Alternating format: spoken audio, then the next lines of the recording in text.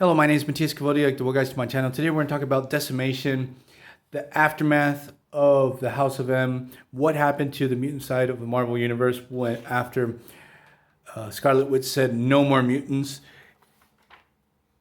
And the story starts off pretty messed up. We have the Blob. He got depowered, but his skin didn't go back into place. So he has all this skin hanging all over the place. The dude wants to commit suicide and he can't even cut himself.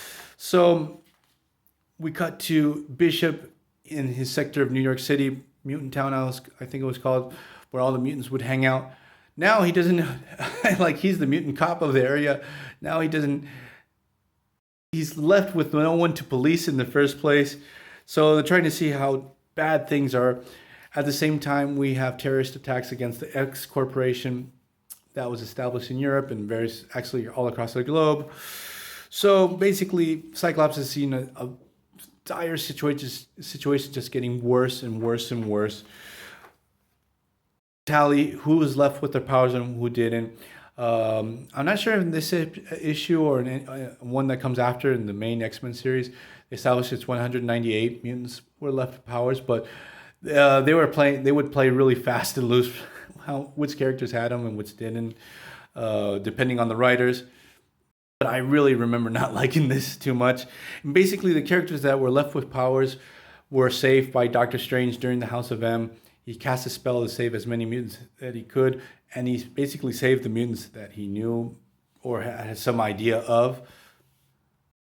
That's why the main X-Men all were left, very conveniently, all left with powers, while D, C, and Z list mutants that maybe no one had heard of prior, characters that weren't mutants, lost their powers.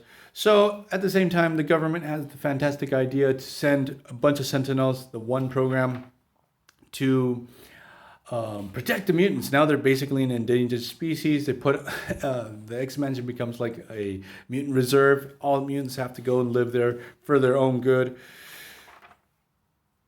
And this particular time in X-Men comic books, it's going to get sort of not very good. There's some good story arcs and others that, oh man, they had the return of Apocalypse during this time that they totally dropped the ball with that. I'm not sure if my memory is correct, if the Chuck Austin phase of X-Men also starts around this time, which was just terrible. I traded in every single one of those issues. You can see that Quicksilver's also sort of messed up, living like a bum. Jubilee's dealing with the fact that she also lost her powers.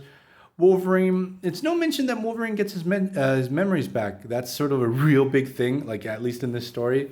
He remembers who he is and his whole past life and basically goes on a epic level revenge trip.